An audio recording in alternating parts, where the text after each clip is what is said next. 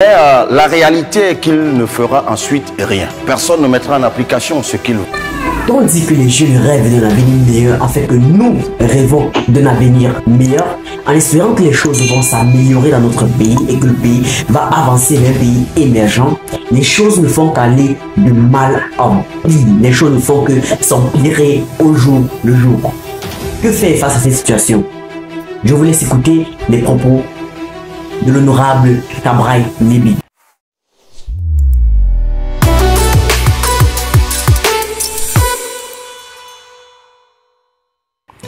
Chers jeunes compatriotes, le 10 février, comme tous les ans depuis 41 ans, le président de la République s'adresse à la jeunesse et en réalité au Cameroun tout entier, car vous voyez bien que plusieurs ministres, directeurs généraux et hauts cadres de l'administration, y compris les plus âgés, viendront vous expliquer ce que le président de la République a dit, parce qu'ils savent qu'on ne l'écoute plus. Il déroulera le même éventail de promesses non tenues depuis 30, 20 ou 5 ans. Il parlera, peut-être sincèrement, mais la réalité est qu'il ne fera ensuite rien. Personne ne mettra en application ce qu'il va vous promettre et ce qu'il vous dira qu'il a réalisé, allez vérifier et vous verrez que rien ou presque n'a été fait. À bien y regarder, le président de la République, le pays tout entier ainsi que votre avenir, notre avenir à nous tous, nous sommes désormais dans la captivité des hautes instructions. Avec la hausse du prix du carburant, préparez-vous car les prochains jours vont être catastrophiques, très durs. Il vous sera encore plus difficile d'aller à l'école. Enseignants et infirmiers connaîtront des moments encore plus pénibles. Et pour ceux qui doivent vaquer à leurs petites activités en ville comme en campagne, ce sera bienvenu en enfer. C'est quoi être aujourd'hui jeune au Cameroun? Être jeune au Cameroun aujourd'hui, c'est être confronté à la baisse de la qualité de l'éducation à cause des enseignants démotivés qui crient leur souffrance, des programmes scolaires inachevés, des salles de classe délabrées ou simplement en plein air, comme dans certains villages du nord ou de l'extrême nord, des universités au standing moyenâgeux. Être jeune au Cameroun aujourd'hui, c'est avoir comme travail les petits métiers de l'informel, quel que soit le diplôme et la formation. Les plus chanceux sont conducteurs de mototaxi et les plus égarés sont membres d'un gang de bandits. Ceux qui tentent le petit commerce sont torturés par les impôts ou traqués par les Awara. Des Awara sans pitié, pire si on vous soupçonne d'être de l'opposition. Être jeune au Cameroun aujourd'hui, c'est juste avoir envie de partir. Car même si vous vous donnez à fond, votre effort et votre compétence sont récompensés par l'indifférence et l'iniquité. À cause des frustrations, le Canada comptera bientôt plus de jeunes Camerounais que notre terre natale.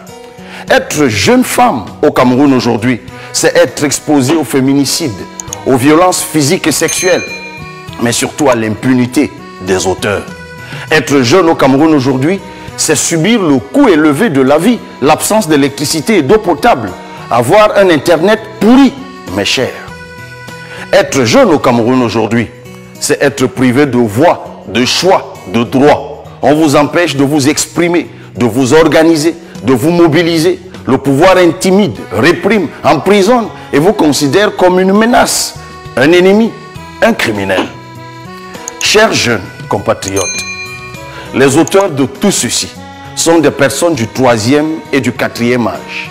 Des dirigeants fatigués, malades, très souvent hospitalisés, qui s'accrochent au pouvoir et aux privilèges. Népotisme, banditisme économique et d'État et autres détournements massifs sont leurs sports favoris. Si dire que le pays est paralysé peut sembler excessif, que parler d'immobilisme peut sonner plus juste, la réalité est que nous sommes même déjà en train de régresser. La situation est tellement bloquée et le pays tellement à l'arrêt que même remanier le gouvernement semble désormais impossible. Commençons par des choses simples. Le président de la République, ses ministres, sans compter les militants du parti au pouvoir, vous disent chaque jour que le président est à l'écoute de la jeunesse. D'accord? Demandez-lui de faire le remaniement de son gouvernement. Vous saurez si c'est vrai qu'il vous écoute ou pas.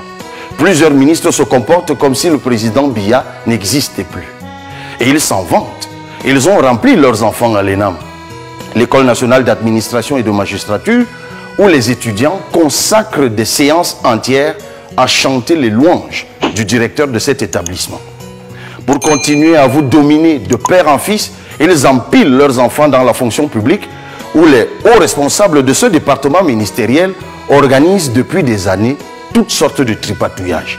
Il y a quelques années, ils ont couvert le détournement de plus de 15 milliards de francs dans le cadre du projet CJPES 2, un dispositif qui était censé mieux gérer les personnels de l'État. Le principal auteur de ce pillage des ressources de l'État a plutôt été promu dans la haute administration. Ils ont camouflé une opération mafieuse où l'un des plus hauts responsables, fonctionnaire de police, chef de cabinet là-bas, vendait à plus d'1 million de francs CFA l'introduction des noms dans le fichier des personnels de l'État. Cette enquête a été classée. Il y a environ 2 ans, les mêmes malfaiteurs, en complicité avec d'autres grands décideurs de la présidence de la République, ont injecté dans la fonction publique au faux prétexte que c'était des anciens personnels de la présidence de la République, près de 10 000 personnes, principalement ressortissants de leur propre village. Chers jeunes compatriotes, chers Camerounais, plus récemment, pour le concours des instituteurs, c'est la vente de faux certificats médicaux par un délégué régional du ministère de la fonction publique qui est en train d'être noyé. Ces gens camouflent toute cette truanderie en vendant la trouvaille de la réduction du temps de traitement des dossiers des personnels de la fonction publique. On ne se contentera pas de ce maquillage. Les jeunes méritent une meilleure justice sociale. On veut vous obliger à aller à l'étranger faire des métiers que d'autres refusent de faire là-bas, pendant que leurs enfants vont en Europe et aux États-Unis faire de hautes études aux frais du contribuable et sont vite rapatriés pour occuper des postes avec de gros salaires dans l'administration et les grandes entreprises.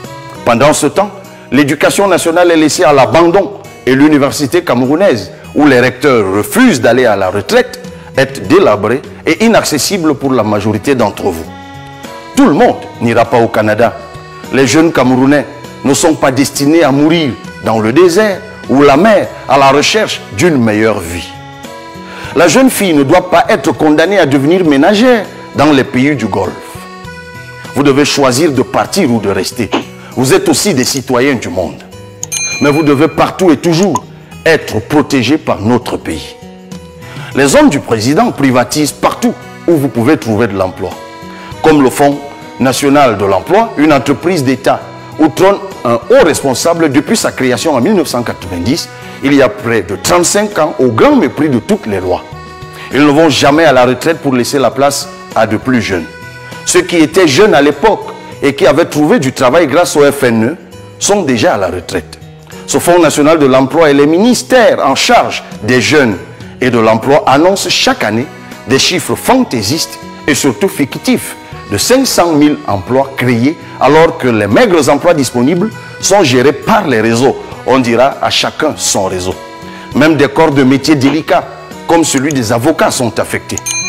Comment des avocats peuvent-ils céder à la tentation de marchander des lettres de parrainage avec de jeunes postulants? Tout ceci est le produit d'un système mauvais. Un système que nous devons changer. Un système de gens méchants, comme vous avez pu le voir récemment dans les réseaux sociaux. Une jeune Camerounaise de 23 ans, dans l'Aléquié, a répondu à l'appel du président de la République demandant aux jeunes de s'investir dans l'agriculture. Elle a cultivé 2 hectares d'arachides de manioc. Un homme du système, haut responsable du Minepat, a loué un engin à des millions de francs pour venir tout raser. Ce sont des monstres. Ils n'ont plus de cœur. C'est la presse désormais qu'ils veulent museler en emprisonnant de jeunes et brillants journalistes comme le directeur général des médias du groupe Anecdote, à qui nous apportons notre soutien dans cette difficile épreuve. Mon cri est la clameur du peuple, le cri de la jeunesse. Nous savons ce que coûtera notre silence si nous n'exerçons pas notre devoir de citoyen. Notre droit est de protester. Nous devons nous inscrire massivement sur les listes électorales et voter contre ce système qui nous a tout pris. Ne doutez pas de votre pouvoir de changer les choses. Avec ces hauts responsables, notre souffrance, notre marginalisation et notre pauvreté vont augmenter sans cesse. Il faut les faire partir par le vote. Nous pouvons améliorer nos conditions de vie par le vote. Car un jeune sans carte d'électeur est un jeune sans voix Faites entendre vos voix. Inscrivez-vous sur les listes électorales. Du coup, ça fait mal de comprendre ça et c'est très édifiant ce qu'il dit. Nous restons juste comme ça et nous prions que la situation revienne à la normale et que les choses changent. Mais bref, bonne fête de la jeunesse à tous les jeunes.